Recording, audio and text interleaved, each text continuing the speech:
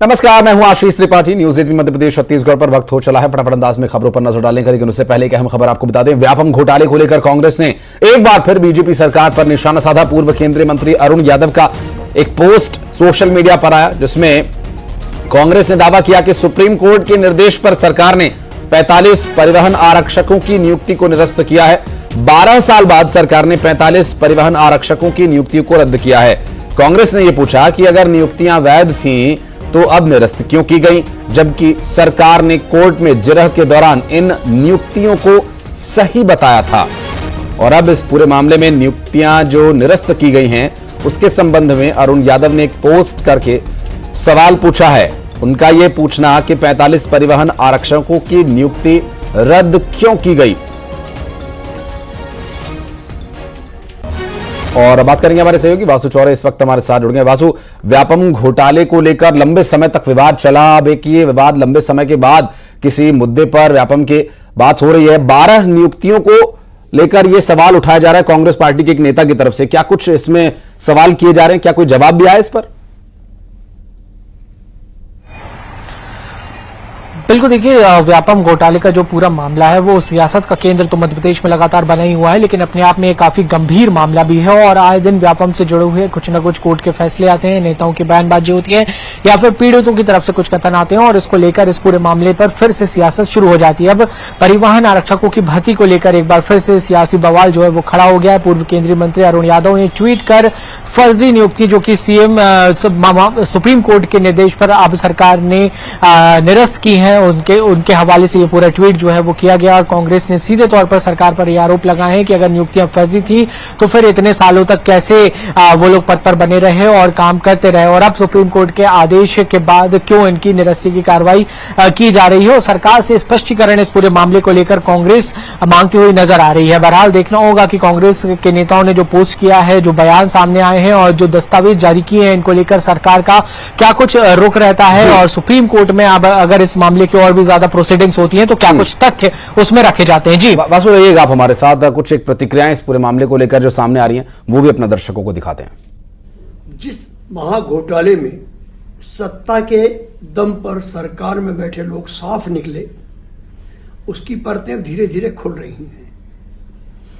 परिवहन आरक्षक घोटाला जो हमने उठाया था माननीय अरुण यादव जी के साथ, उस घोटाले में एफआईआर होने के बाद सबसे आखिरी एफआईआर थी,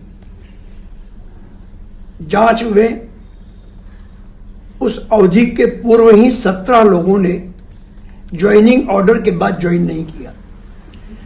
अब उसके 12 साल बाद एक एसएलपी में माननीय सर्वोच्च न्यायालय ने 45 चयनित परिवहन आरक्षकों को नौकरी से निकालने के आदेश दिए। सरकार फिर भी टालती रही।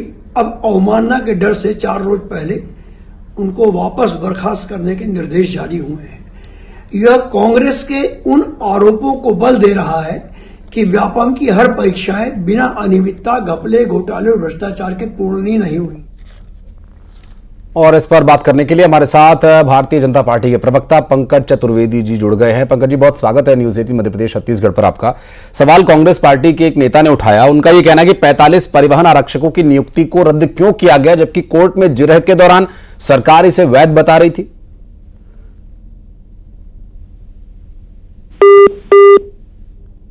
पंकज जी, आवाज मिल पा रही है? लगता है अभी संपर्क टूट गया किसी वजह से। और हमारे सहयोगी वासु चौरे भी लगातार हमारे साथ मौजूद हैं। वासु, सवाल अपनी जगह उचित है। कोर्ट की अवमानना के डर से ये नियुक्तियां रद्द किए जाने या जो कर्मचारी पहले से काम कर रहे थे उन्हें हटाए जाने की बात कांग्रेस पार्टी के नेता कह रहे हैं।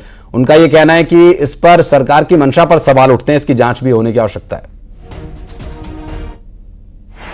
निश्चित तौर पर देखिए, अपने आप में गंभीर मामला है। अगर अवैध रूप से या इलीगल तरीके से या किसी भी धांधली के रास्ते से अगर 45 लोगों की नियुक्ति हो जाती है और 12 साल तक वो काम करते रहते हैं, 12 साल तक सरकारी विभागों में रहते हैं, 12 साल तक तनख्वाह उठाते हैं, तो ये कहीं ना कहीं बड़े घोटाले की ओर इशारा करता है। अगर कांग्रेस के तमाम आरोप सही हैं, वहीं अभी थोड़ा सा इंतजार आशीष जरूर करना होगा, क्योंकि सरकार की तरफ से इस पूरे मामले में क्या कुछ ऑफिशियल स्टेटमेंट आता है या वकील की तरफ से क्या कुछ इस पूरे मामले में स्टेटमेंट आता है और आगे सरकार क्या कुछ रुख लेती है। और जिन 45 लोगों की ये बात हो रही है वो क्या कोर्ट जाएंगे या अपनी जो नियुक्ति हुई है उसको किसी तरीके से वैध करार देने की कोशिश करते हैं। ये सारे मामले में जी ठीक है, बहुत शुक्रिया आपका वासु इस पूरे मामले पर जानकारी देने के लिए। बहुत बहुत धन्यवाद इस विषय पर डिटेल हमारे दर्शकों तक पहुंचाने के लिए। चलिए बढ़ते हैं आगे और रुक करेंगे अगली खबर का। मैहर के रामनगर के हरदुआ कोठार में शराब कारोबारी के गुर्गों का तांडव देखने को मिला। दरअसल गुर्गों के द्वारा दुकान पर आदिवासी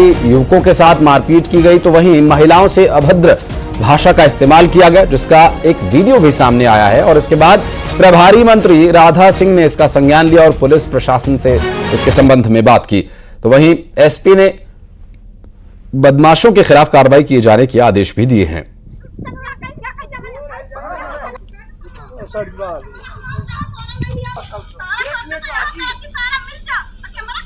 आपको बता दें कि आबकारी विभाग के अधिकारी बनकर ये यहां पर पहुंचे थे और इस पूरे मामले में एक शख्स से मारपीट की गई थी और वहां पर महिला से भी अभद्रता की गई थी। और ये तस्वीरें उस दौरान की बताई जा रही हैं जब ये पूरा विवाद हुआ। मैहर से सामने आई तस्वीरें, हरदुआ कोठार में शराब कारोबारी के गुर्गों का उत्पात देखने को मिला। घटना हुई है, कार्रवाई नहीं होगा तो उसके लिए हम एसपी और जो वहाँ थानेदार हैं उनको कह के हम उस पर कार्रवाई करवाएंगे। तो शराब कारोबारी के गुर्गों का यहां पर आतंक देखने को मिला जब एक शख्स के साथ न सिर्फ मारपीट की गई, वहां पर मौजूद एक महिला के साथ भी अभद्रता की गई। और इस दौरान का एक वीडियो भी सामने आया है। मैहर से आबकारी विभाग के अधिकारी बनकर ये यहां पर पहुंचे थे, ऐसा बताया जा रहा है। और अभी फिलहाल जो स्थिति है उसमें कार्रवाई क्या कुछ की जा रही है ये भी देखने का विषय होगा, क्योंकि बताया जा रहा है कि प्रभारी मंत्री राधा सिंह ने इस पूरे मामले का संज्ञान भी लिया और पुलिस प्रशासन से इसके संबंध में बात की। एसपी ने इन बदमाशों के खिलाफ कार्रवाई करने के आदेश भी जारी कर दिए हैं। बहरहाल देखना यह भी होगा कि कब तक आरोपियों तक पहुंच बन पाएगी पुलिस की। और चूंकि यहां मामला इसलिए भी गंभीर हो जाता है क्योंकि आबकारी महकमे जैसे एक गंभीर महकमे के अधिकारी बनकर ये आरोपी यहां पर पहुंचे थे और उस दौरान ये सारा विवाद देखने को मिला और इसका एक वीडियो भी सामने आया।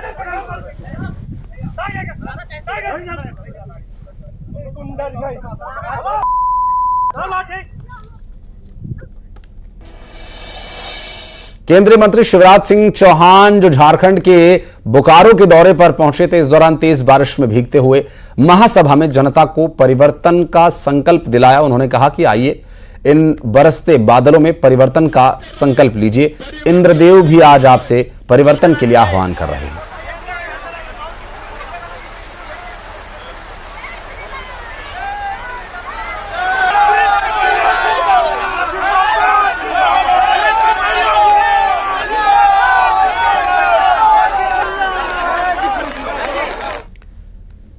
और इंदौर में नशे के खिलाफ पुलिस ने एक बड़ा अभियान छेड़ा हुआ है। नशाखोरों और नशे के कारोबारियों के खिलाफ पुलिस ताबड़तोड़ एक्शन ले रही है। फिर भी शहर में नशे का कारोबार फैलता जा रहा है। दरअसल अब लग्जरी कार से एमडीएमए ड्रग्स की सप्लाई का खुलासा हुआ है। मंदसौर से ड्रग्स सप्लाई करने आए आरोपी को पुलिस ने गिरफ्तार कर लिया। आरोपी को गिरफ्तार करने के लिए पुलिस ने बाकायदा उसे ट्रैप किया। थाने के एक जवान को ग्राहक बनाकर भेजा गया सप्लायर के पास और पुलिस ने आरोपी से करीब 3 लाख रुपए की एमडीएमए ड्रग्स बरामद की। विजयनगर थाना पुलिस ने इस पूरी कार्रवाई को अंजाम दिया।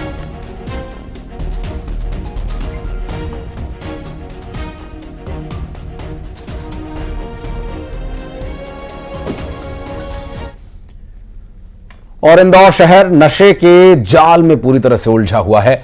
शहर में नशाखोरी के खिलाफ मंत्री कैलाश विजयवर्गीय ने हाल ही में इस पर नाराजगी जताई थी और 3 दिन में नशाखोरी पर लगाम लगाने की हिदायत तक दी गई थी और मंत्री जी की हिदायत का असर अब दिखाई भी देने लगा। दरअसल बाणगंगा थाना क्षेत्र में 23 थाना प्रभारियों को ट्रांसफर कर दिया गया है और कुछ थाना प्रभारी को डीआरपी लाइन भेजा गया। विजयनगर, राजेंद्र नगर सहित 23 टीआई को तबादला किया गया है और बाणगंगा थाना प्रभारी को लाइन में भेज दिया गया है। बाणगंगा थाना क्षेत्र के भागीरथपुरा चौकी प्रभारी भी बदल दिए गए।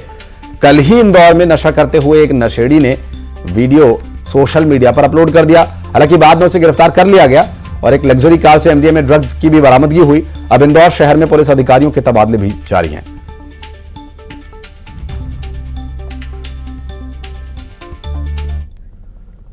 और बालोद व्यापारी के घर जीएसटी विभाग का छापा। सेंट्रल जीएसटी विभाग की टीम ने छापा मारा। व्यापारी ककरिया ब्रदर्स के यहां दी दबिश। बालोद के गुरूर नगर स्थित ठिकानों पर दबिश दी गई। जीएसटी चोरी की शिकायत का यह असर। और ज्वेलरी, किराना, खाद, बीज के व्यापारी कांकरिया, और ये कार्रवाई देखने को मिली जीएसटी विभाग के द्वारा। सेंट्रल जीएसटी विभाग की टीम ने छापा मारा और व्यापारी कांकरिया ब्रदर्स के ठिकानों पर दबिश दी गई है। बालोद के गुरूर नगर स्थित ठिकानों पर यह दबिश दी गई। जीएसटी की चोरी की शिकायत पर कार्रवाई की गई। और रायपुर से खबर, जहां युवा आयोग के अध्यक्ष की नियुक्ति हो चुकी है। छत्तीसगढ़ युवा आयोग के अध्यक्ष की नियुक्ति हो चुकी है। विश्व विजय सिंह तोमर युवा आयोग के अध्यक्ष बनाए गए हैं। इसमें खेल युवा कल्याण विभाग ने इसका आदेश भी जारी कर दिया है। शासन के आगामी आदेश तक पद पर ये बने रहेंगे।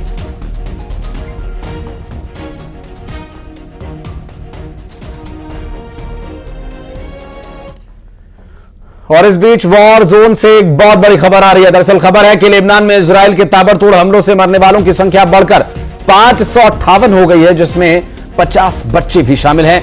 इजराइल डिफेंस फोर्स का यह दावा है कि हिजबुल्लाह के खिलाफ की गई इस सबसे बड़ी कार्रवाई में दक्षिणी लेबनान पर करीब 1600 एयर स्ट्राइक्स की गई, जिसमें हिजबुल्लाह को भारी नुकसान पहुंचने का दावा किया जा रहा है। इजराइल और हिजबुल्लाह के बीच जंग तेज हो चुकी है। इजराइल ने बेरूत के दक्षिण में हवाई हमले किए, 6 लोगों की मौत हुई, 15 लोगों के जख्मी होने का दावा किया जा रहा है। हवाई हमलों के जवाब में हिजबुल्लाह ने भी रॉकेट्स दागे। आयरन डोम ने सभी हमलों को विफल कर दिया। हिजबुल्लाह की मिसाइल यूनिट को भी निशाना बनाया गया।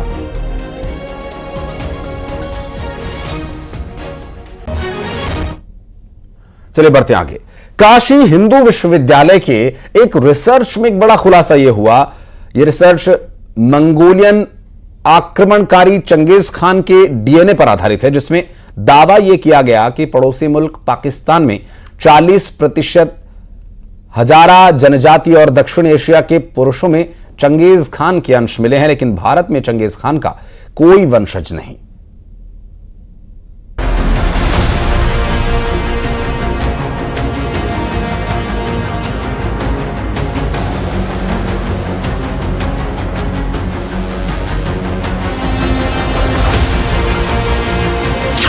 बीएचयू की रिसर्च में हुआ खुलासा।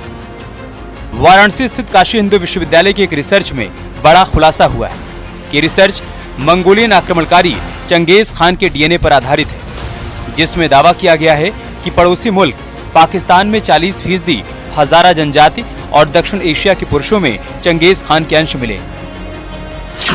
भारत में नहीं कोई चंगेज खान का वंशज। भारत में अभी तक की रिसर्च में ऐसा कोई भी तथ्य सामने नहीं आया है, यानी भारत में चंगेज खान का कोई वंशज नहीं मिला है। बहुत बड़ा रीजन चंगेज खान था। अभी इंडिया के लगभग 12,000 सैंपल एनालाइज किए जा चुके हैं, लेकिन उसमें एक भी सैंपल जो है वो चंगेज खान का जो हैप्लोटाइप है या चंगेज खान का जो वाई क्रोमोसोम है वो कैरी नहीं करता।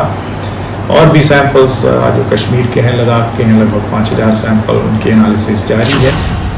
पाकिस्तान की जनजाति से मैच हुआ डीएनए। मंगोलियन आक्रमणकारी चंगेज खान के डीएनए पर आधारित इस रिसर्च में 9 देशों के 25 वैज्ञानिक शामिल हैं, जिसमें 2 भारतीय वैज्ञानिकों ने अहम भूमिका निभाई। बड़ी बात यह है कि काशी हिंदू विश्वविद्यालय के जूलॉजी विभाग के 3 वैज्ञानिक ज्ञानेश्वर चौबे भी टीम में शामिल थे, जिन्होंने चंगेज खान के डीएनए पर रिसर्च किया। उन्होंने बताया कि वर्तमान में चंगेज खान के डीएनए में पता चला है कि उसके डीएनए वाले लोग मुख्य तौर पर चीन, कजाकिस्तान, ताजिकिस्तान, तुर्कमेनिस्तान और उज्बेकिस्तान में रहने वाले हैं। साथ ही पाकिस्तान के हजारा जनजाति के लोगों में डीएनए मिला है। ये डीएनए कब फैला, इसके लिए मॉलिक्यूलर क्लॉक की मदद ली गई है। इनमें खास तरह के डीएनए के फैलने का समय 1200 ईस्वी के आसपास मिला है। फिलहाल पूरी रिपोर्ट में लद्दाख के 5000 लोगों के डीएनए सैंपल पर रिसर्च अभी जारी है। अगर हम देखें चंगेज खान का जो इतिहास है वो ये है कि वो सिंधु नदी तक उसने वो लगभग पहुंचा था। तो हजारा एक जनजाति है पाकिस्तान की, इसके लगभग 40 से 45% लोगों में ये वाई क्रोमोसोम पाया जाता है। तो ये बड़ा अनयूजुअल फिनोमेना है कि चंगेज खान जो है वो हिस्ट्री में ही नहीं जेनेटिक्स में भी बहुत पॉपुलर है। 1.5 करोड़ लोगों में चंगेज खान का वाई क्रोमोसोम। रिसर्च के मुताबिक पूरी दुनिया में 1.5 करोड़ लोगों में चंगेज खान का वाई क्रोमोसोम मिला है। वाई क्रोमोसोम पिता से बेटे में ट्रांसफर होता है। इसका मतलब यह है कि दुनिया के प्रत्येक 200वें इंसान में चंगेज खान का डीएनए है। हालांकि भारत में अभी तक चंगेज खान के वाई क्रोमोसोम का कोई भी व्यक्ति नहीं मिला है। चंगेज खान का डीएनए पूरे मिडिल ईस्ट में फैला। चंगेज खान ने करीब 800 साल पहले पूर्वोत्तर एशियाई कबीलों समेत मिडिल ईस्ट और चीन के बड़े भूभाग पर हमला कर कब्जा किया था। चंगेज खान का मकसद अपने जैसे लोगों की आबादी बढ़ाना था। उसने हर युद्ध जीतने के बाद ऐसा ही किया। वो गांव-गांव जाकर पुरुषों का कत्ल कर देता था और महिलाओं से दुष्कर्म करता था। इसका नतीजा यह हुआ कि चंगेज खान का डीएनए पूरे मिडिल ईस्ट में फैल गया। न्यूज़ 18 के लिए ब्यूरो रिपोर्ट।